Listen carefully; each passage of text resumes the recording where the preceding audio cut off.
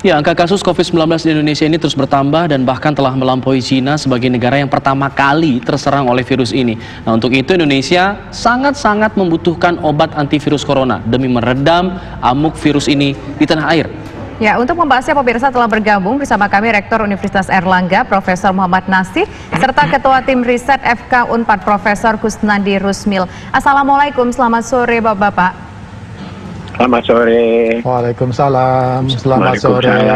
Baik. Nah, pertama saya ingin ke Prof. Nasih. Ini tampaknya sudah masuk dalam tahap uji klinis ya, baik itu untuk obatnya ataupun juga vaksinnya juga tengah bergerak menuju ke vaksin. Kita ingin tahu sampai sejauh mana progres dari uji klinis tersebut, kapan kira-kira itu obat bisa didistribusikan untuk masyarakat luas? Ya, jadi terima kasih. Yang terpenting bagi kita adalah bahwa alhamdulillah kita sudah mendapatkan izin untuk melakukan uji klinik dari BPOM dan berbagai macam persyaratan yang dimintakan oleh kawan-kawan di BPOM juga kita sempurnakan dan sudah kita penuhi. Kemudian dari sana kita juga sudah mulai turun ke lapangan, baik yang tadi disampaikan di rumah sakit kami sendiri di RSUA maupun di Kediri, di Lamongan. Dan yang terpenting adalah di RSPAD, semua bisa berjalan dengan tambahan tim yang melibatkan tim yang cukup banyak karena nggak mungkin hanya ditangani 1-2 orang, masing-masing tempat melibatkan banyak pihak. Tetapi tentu saja karena pemberian obat baru diberikan dalam minggu kemarin, kita belum bisa mengevaluasi secara detail tentang hasilnya dan atau efektivitasnya. Tetapi yang kita dengarkan dari berbagai macam laporan yang disampaikan oleh para peneliti dan kawan-kawan yang dari rumah sakit, nampaknya ada prospek dan atau ada optimisme bahwa obat yang berasal dari kombinasi obat yang sudah beredar ini akan sangat efektif untuk bisa mengobati kawan-kawan yang terkena COVID-19. Optimismenya seperti apa Pak saat ini yang bisa dilihat oleh publik mungkin? Jadi tentu kalau yang berkaitan dengan penyakitnya sendiri kita masih harus mengikuti dalam beberapa minggu dan bahkan bulan karena kami harus surveinya atau mengujinya pada hampir 1.000 pasien dalam tanda kutip, sehingga tentu ini harus kita ikuti dalam beberapa hari ke depan. Satu pasien aja bisa paling tidak 14 hari dalam proses penanganan dan atau evaluasinya. Tetapi dari laporan-laporan kita bisa mendengarkan bahwa sekali lagi ini nggak ada kaitannya dengan nanti hasil akhirnya, ada dampak-dampak positif di mana mereka yang menggunakan obat ini merasa lebih nyaman, lebih segar, dan ini akan kita terus evaluasi nanti dampak akhirnya seperti apa. Oke, kami juga melibatkan pakar-pakar statistik untuk kemudian bisa menilai ini. Ya, itu kan tadi Bapak mengatakan lebih nyaman, lebih segar. Tapi apakah ada yang menunjukkan bahwa virus tersebut sudah benar-benar hilang Pak gara-gara obat ini Pak? Nah itu belum ya, jadi kan kita harus melakukan pengujian dalam beberapa hari ke depan dan setelah obat itu diminum oleh pasien dalam beberapa hari. Tentu kalau baru sehari, 2 hari kita tidak bisa melihat hasilnya, gitu. Diperlukan beberapa hari dan kemudian mereka harus tes swab lagi. Swab testnya juga memerlukan waktu untuk untuk bisa diperoleh apakah negatif atau positif, gitu kan. Pak, ini diujikan. Laporan-laporan yang ada nampaknya ada beberapa. Ya, ini diujikan kepada mereka yang kondisinya seperti apa, Pak? Katakanlah mereka yang diujikan dengan obat ini, kondisi mereka seperti apa secara fisik? Apakah dengan kondisi yang cukup parah atau kondisi biasa-biasa saja, Pak? Ini kita lebih banyak untuk yang kondisi-kondisi yang biasa-biasa saja ya. Tidak mereka yang pada posisi yang harus pakai alat bantu pernafasan atau apa, tapi yang terpenting adalah bahwa mereka dalam kondisi yang istilah kita sedang, tidak sangat-sangat parah.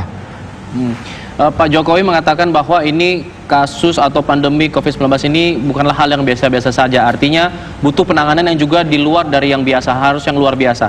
Artinya tadi Bapak mengatakan butuh beberapa hari, butuh berapa lama nih Pak untuk kemudian kita bisa melihat hasil yang bisa dirasakan? Nggak, jadi yang pertama adalah tentu kita tetap harus mengikuti berbagai macam mekanisme karena ini kan obat. obat itu berkaitan dengan nyawa juga seseorang, sehingga aspek etis dalam proses uji klinik ini juga tetap harus kita lihat dan kita pertahankan serta sangat hati-hati di sana, gitu kan.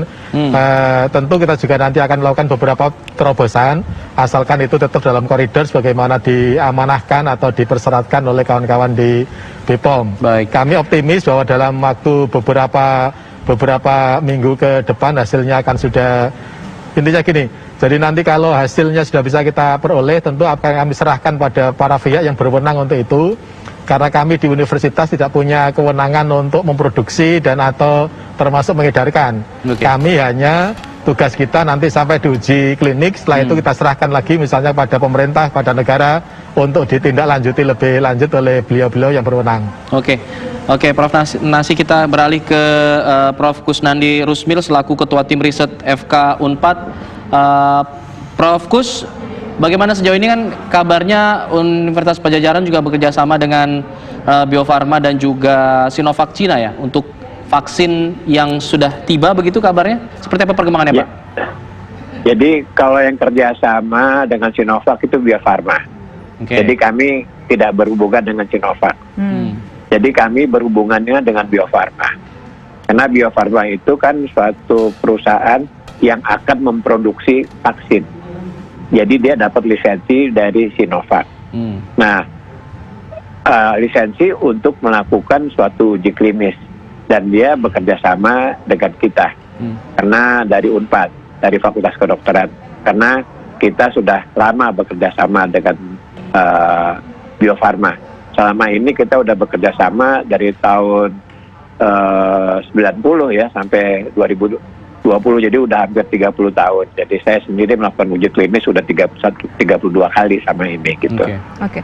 Nah, Prof, ini sebetulnya bentuk kerjasama dengan Bio Farmanya ini apakah dalam hal uji klinis atau juga mungkin ikut untuk katakanlah meracik bersama untuk dengan bekerja sama dengan si Bio Farma yang dapat vaksin dari Sinovac ini, Prof?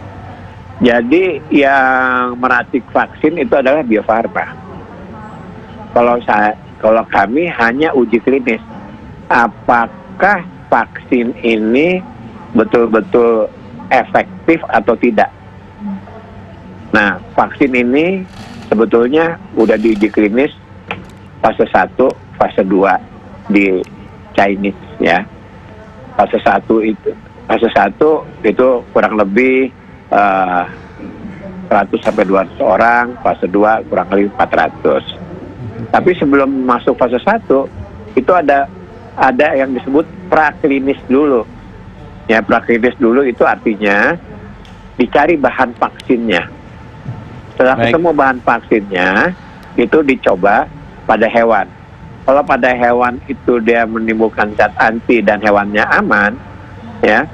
Nah, itu baru uji klinis pada manusia fase 1. Nah, sekarang tahapnya sudah di tahap mana, Prof? Fase 3. Fase 3. Sudah ke manusia artinya? Ya, fase 1 pada manusia, tapi jumlahnya lebih kecil. Kurang lebih itu 100 orang. Hasilnya fase seperti apa, Prof? Fase 1 itu di Cina, fase 2 juga di Cina. Itu dari laporannya dan masuk publikasi ilmiah, hasilnya aman dan sudah diketahui oleh WHO bahwa hasilnya aman fase 1 dan fase 2. Fase 1 itu kurang lebih 100 orang, fase 2 400 orang, aman dan efektif. Nah, fase 3 itu harus beberapa tempat.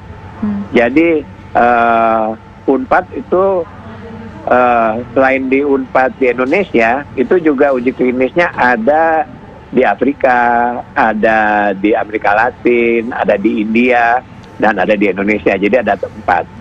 Hasilnya antara negara-negara tadi itu harus sama. Nah, kalau mamanya hasilnya sama, baru vaksin ini bisa dijual. Sama dalam arti efektif dan aman. Efektif membuat suatu zat anti terhadap virus COVID ini, ya. Dan vaksin ini kan yang dibikin sekarang ini adalah vaksin yang terdiri dari virus yang dimatikan, ya. Jadi aman. Oke. Ya, tidak menyebabkan sakit. Baik, nanti kita akan lanjutkan kembali ya, Prof. Nasi dan juga Prof. Kusnandi. Kita harus jeda terlebih dulu sejenak, pemirsa. Kami kembali sesaat lagi.